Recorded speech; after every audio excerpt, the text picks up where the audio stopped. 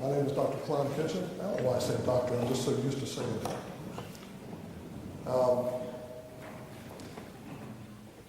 I am here not to give you any answers. I don't know that I have any answers. I'm here to challenge you to think some different things when we talk about religion. And, it's always dangerous when you have a preacher in front of you. I was going to take my watch off and put it over here and ask if you know what that meant. Absolutely nothing, yes. But I am very much aware that I am the only thing standing between you and lunch. So I'm going to honor this time. I want to play something for you to start off my time with you.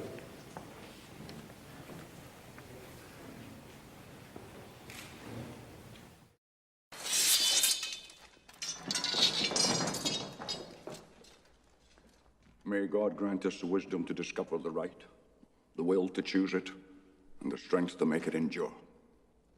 Amen. Amen. Now pause that and leave it up for a minute. Does he remind you of anyone?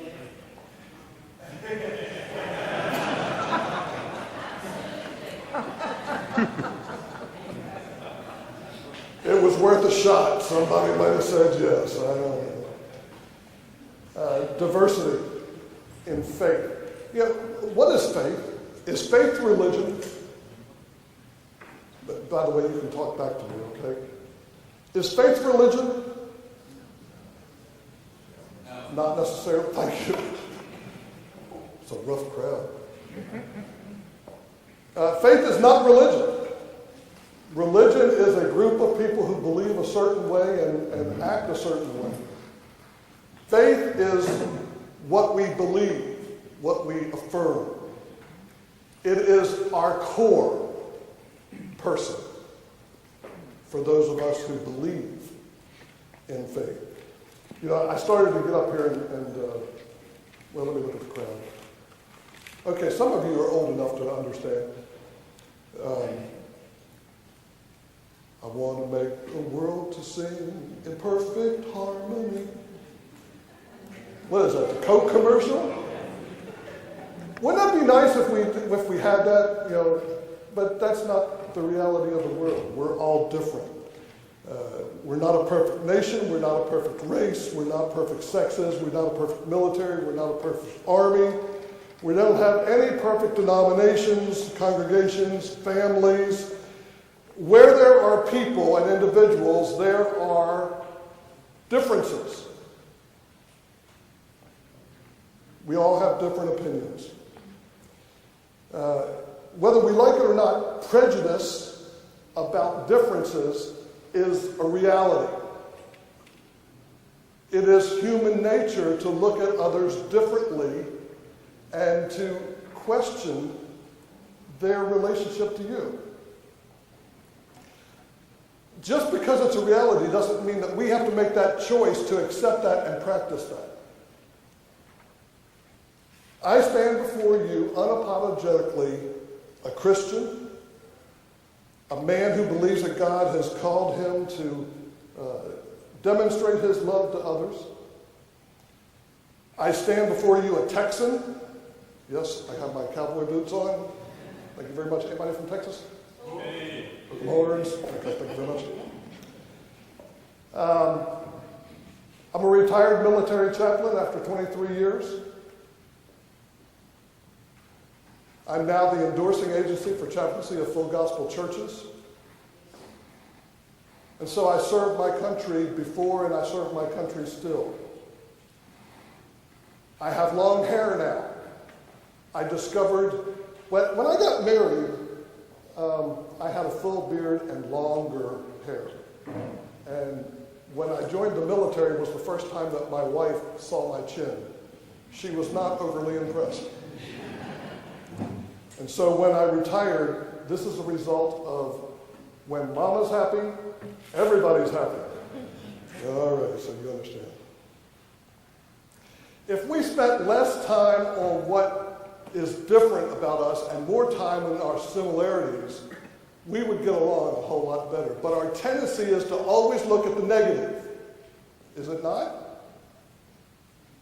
A little up and down here, being helpful. Thank you. I'm going to tell you that if I don't start getting a little bit more reaction with this many people in the room, I will be picking up an offering. All right, let me get serious for a minute. Diversity. Diversity can be defined in many different ways. What does it mean to us? And I want to read this specifically. Diversity is a commitment to recognizing and appreciating, not embracing, I want to make sure that we understand, not embracing the variety of characteristics that make individuals unique in an atmosphere that promotes and celebrates individual and collective achievement. That's a mouthful. I think the important part of that statement is, okay, we want to accept and look at everybody as who they are and for what they are and accept them for that. And just because I do that doesn't mean I'm embracing what they believe, what you believe. We believe differently. One of my assignments as United States Army chaplain was the 4th Brigade chaplain going into Iraq in the first wave. In my brigade, I had the division rabbi and the division priest under my charge. And when I looked at that, I never even considered that there was a problem with that. They were my soldiers, they were my chaplains that I had to take care of, and I took care of them equally, and I made sure that they had everything they needed to do their jobs. I protected them equally. General Orierno was our division commander at the time. He is a devout Catholic man. And he called up, as was his time with me, and said, I'm going to be in Tikrit. Can you have the priest over at 10 o'clock at night for a mass for him? To which I said no. Just a little bit of helpful news to you. If you're a major and a general asks you to do something, saying no is not always the most popular thing to do. And I got a call, and it said, you don't understand, the general wants mass, half the priest over here. And I said, you don't understand.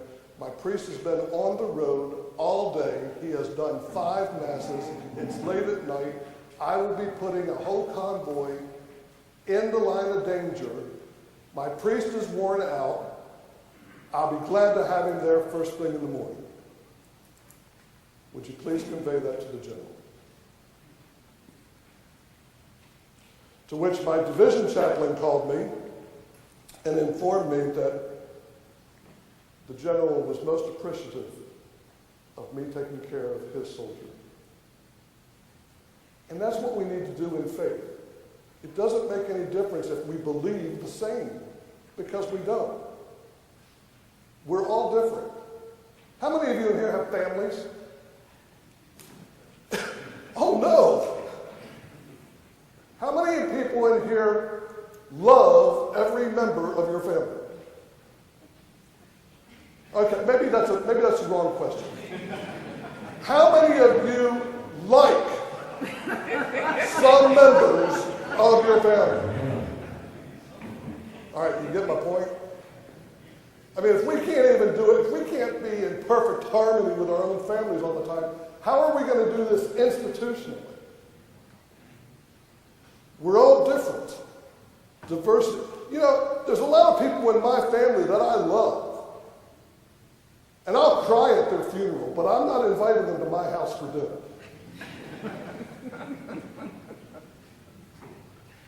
What are you going to do, you as individuals?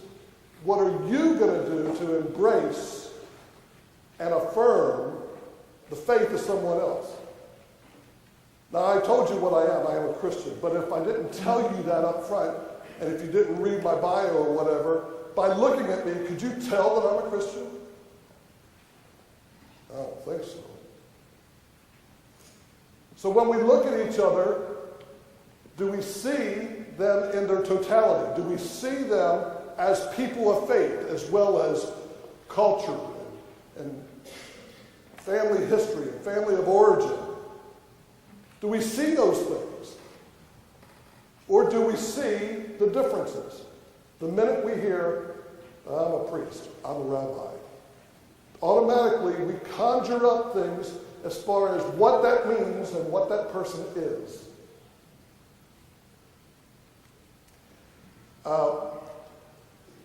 Early on in my seminary days, I used to get in trouble a lot. I know you might find that hard to believe, but I have a tendency to just say what's on my mind.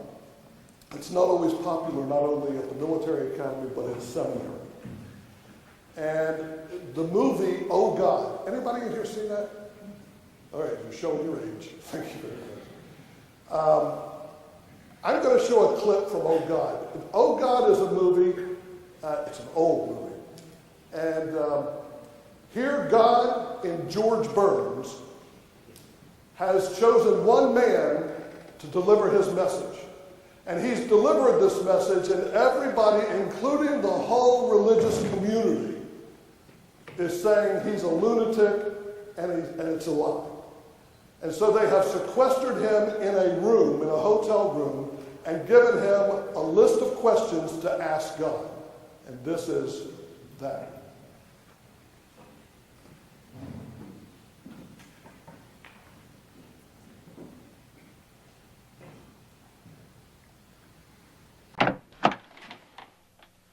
They forgot the ketchup. Oh, come in. Hey, they're playing our number.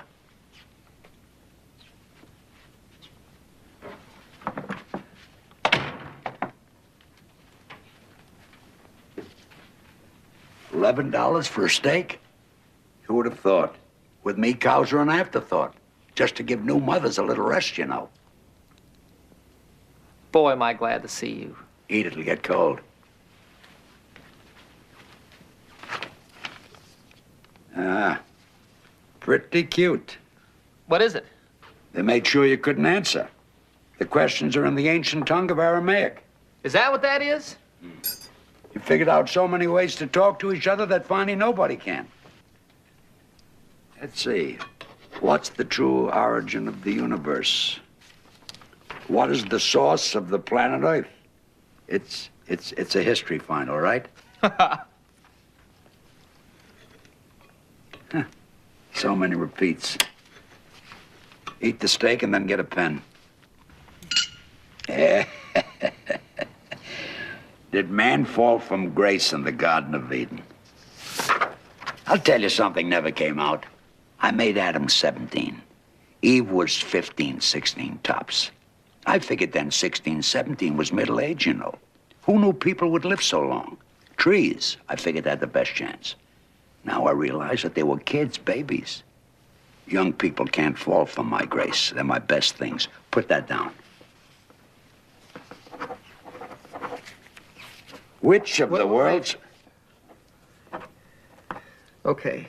Which of the world's religions is the closest to the divine truth? The divine truth is not in a building or a book or a story. Put down that the heart is the temple wherein all truth resides. Is Jesus Christ the Son of God?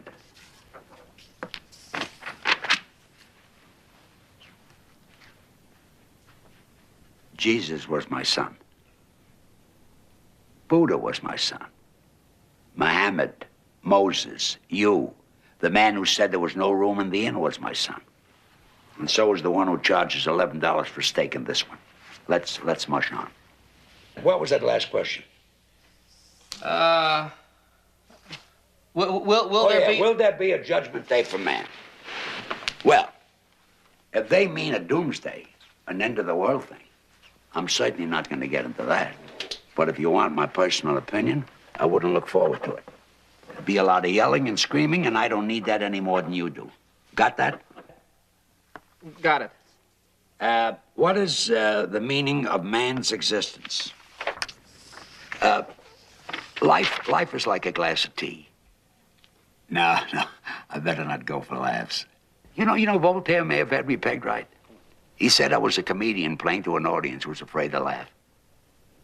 But seriously, put down that man and women persons. Their existence means exactly and precisely. Not more, not one tiny bit less. Just what they think it means and what I think doesn't count at all. That's very profound. Sometimes I get lucky. Last question. Thank God. You're welcome. Why have you chosen to appear at this time? You've already said. Well, maybe they want to hear it in your own words. Oh. I want to say to everyone that everything around them that they can see and smell and feel and hear, they should delight in all this. That what is here are some of my very best ideas. And I want everyone to try very hard to make sure it doesn't all go down the drain. Give me. I'll do it. Can you remember exactly what you said? I mean, it was perfect. Boy, these answers are really going to get them. Hey, that's my handwriting. Imagine that. I'm sorry to interrupt your entertainment, but I do have to speak some more. I'm sorry. One of the things that I think has exacerbated this problem with faith, I mean, you're very passionate about faith, or you're not, generally. Or you don't believe in faith at all. And we all have our own perspectives, and that's okay. But institutionally, we have made faith to be a divisive thing, and we're afraid to stand up for what we believe in. We're afraid to let people know that we are who we are as far as our core belief system, which then informs you and helps you to be a better person. I am not here to help you figure out who you are or what you are. That's your priest, rabbi, minister. That's their job. My job is here today is simply to ask you to think outside of yourself, of your own prejudices, of your own teaching, of your own history. All right, Klon, come on, give me a break. You're making this about me. We're here to talk about institutionalized form of looking at faith and diversity and understanding that. Why are you picking on me? What is the institution made up of? Just a bunch of individuals. And I'm here to tell you, in my opinion, which that and $2.50 will get you a cup of coffee somewhere. But in my opinion, the problem lies with us as individuals. And until we as individuals start looking at things individually, seeing people for who they are, what they demonstrate, how they practice their faith. Unless we see that, we're continually going to miss the point, and we'll automatically fall back into our own prejudices. Things that we've been taught by society, by our family, by the institution, whatever. I don't personally think there's any program that we can institute that will make people accept all peoples of all faiths. I know that's not what you're expecting to hear, but that's what I believe. I do, however, believe that if we continue to strengthen looking at the person, to look at their faith and accept that and see how that enables them and empowers them to do things, then by accepting that, by affirming that, by celebrating that, to celebrate our differences. I was a Navy chaplain for 10 years. Then I saw the light and I came to the Army. In the Navy, there is a catchphrase which I was taught from the very first day. Sorry about that. Here it goes. Got a Navy guy there. Cooperation without compromise. Cooperation without compromise. As the brigade chaplain, I had the division priest and rabbi. And I had two other Protestant chaplains. One was a female and one was a male. That's a pretty diverse group. And I never really thought about that until somebody asked me about the differences of my group and the makeup of it. And I went, oh, well. Really, what I saw was 4 chaplains that all signed on to facilitate for the religious needs of all people, and who were doing that. What if we could all do that? What if we could all do that? Play this next clip, will you? When I see you're going to sleep, I'm going to play a movie, so.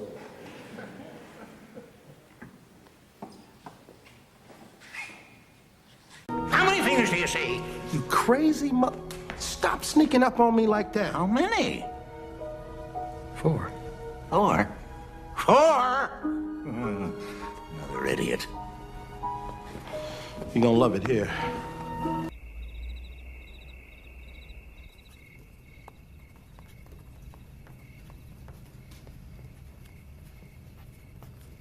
May I come in? If you bend your medial and collateral ligaments, place one talus in front of another, I don't see where you'd have a problem. Of course, if there were a news story covering this event, the headline might read, "Small brain enters room." Fingers. What's the answer? Oh, you're another one of those bright young fellows who always know the right answer, huh? Welcome to real life.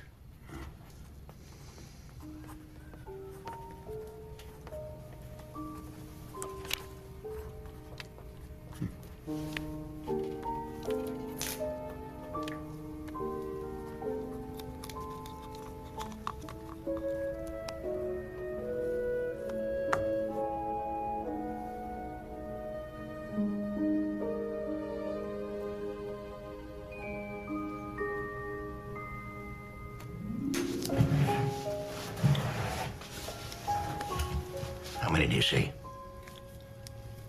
There are 4 fingers, Arthur. No. Look at me. You're focusing on the problem. If you focus on the problem, you can't see the solution. Never focus on the problem. Look at me. How many do you see? No. Look beyond the fingers. How many do you see?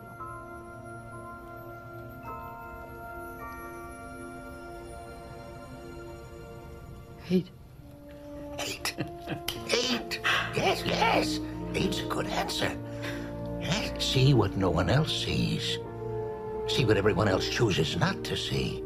Out of fear, conformity, and laziness. See the whole world anew each day. Well, the truth is, you're well on the way. If you didn't see something here besides a crazy, bitter old man, you wouldn't have come in the first place.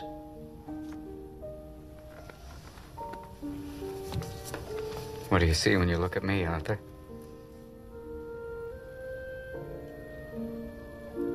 You fixed my cup. I'll see you around. Patch.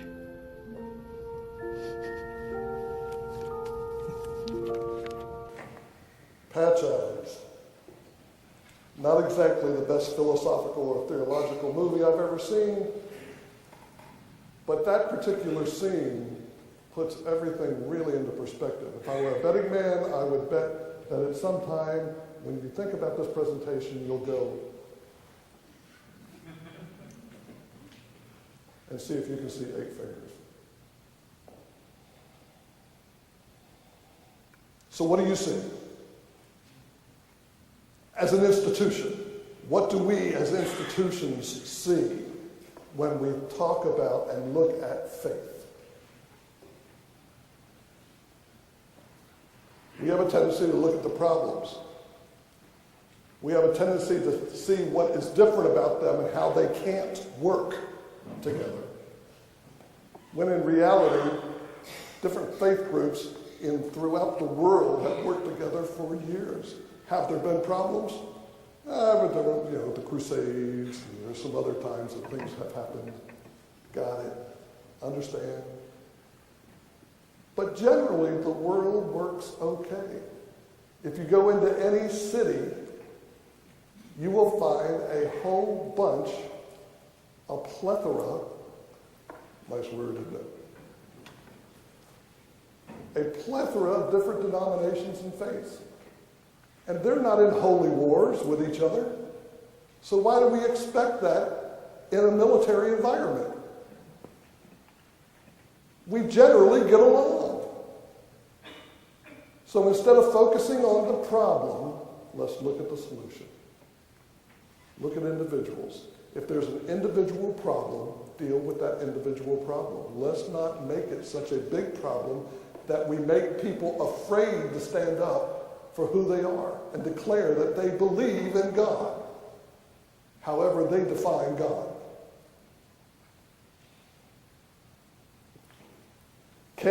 Will there ever be a place when we affirm the religious, spiritual freedoms of all people and approaches, the religious convictions of a person or a group with respect and sensitivity?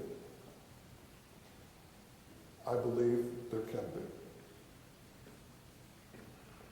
But it takes a bunch of imperfect people to start with themselves. Supreme Court Justice Samuel Chase wrote this: "Religion is of general and public concern, and on it depends in great measure the peace and good order of government, the safety and happiness of people."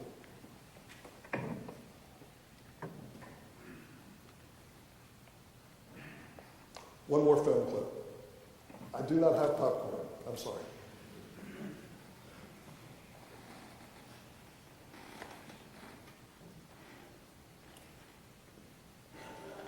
Feel like living on the edge?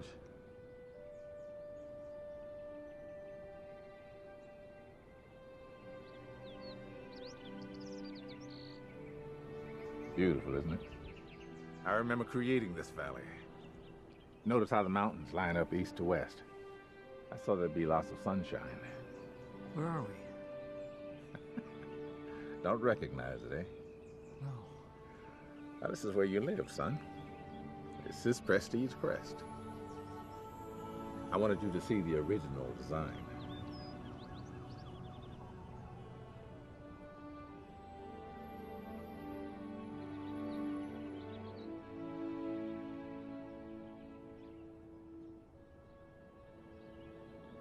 So, you're really him, aren't you? You want more proof? I haven't done the pillar of salt thing in a while. That's all right, I believe you. I don't understand why you chose me. You want to change the world, son. So do I. What?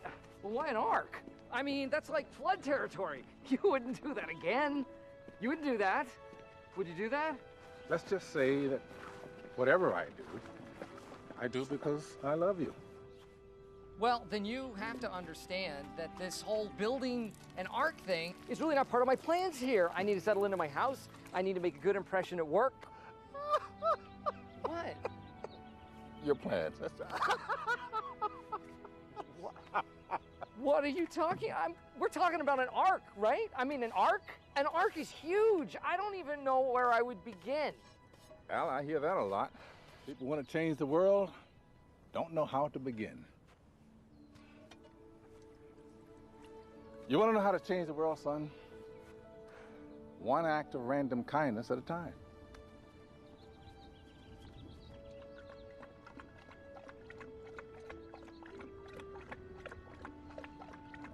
build the ark. I'll tell you what, you build it, I'll fill it. And if anybody asks, tell them flood's coming. Oh, and you might need this.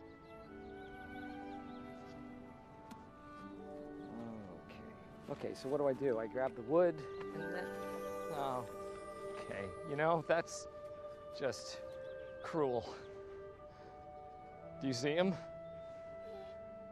I don't see him. Building an ark. I looked on Amazon, I looked everywhere to find how to have diversity in faith for dummies. I could not find the book. I really tried. One random act of kindness.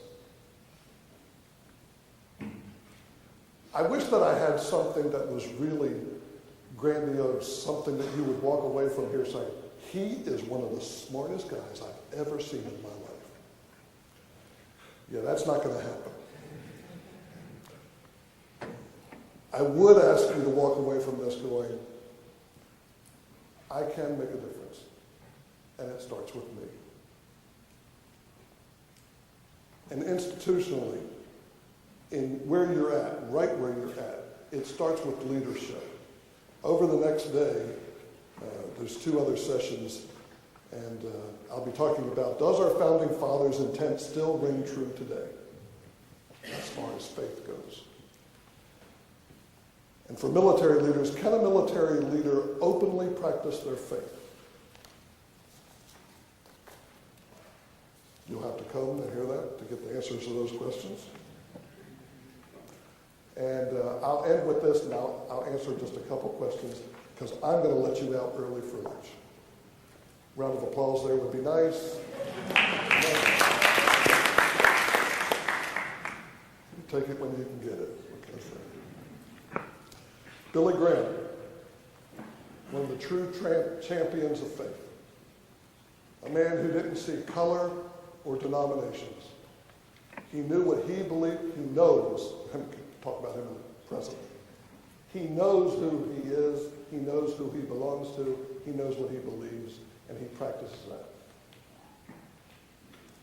He once said, I would highly suggest you get to know the people that you've been taught to avoid, fear, or hate. You want to know how to fix the problem? Quit looking at the problem. Look at people. Realize that we've been taught certain things and get past that and look to the answers. I thank you very much.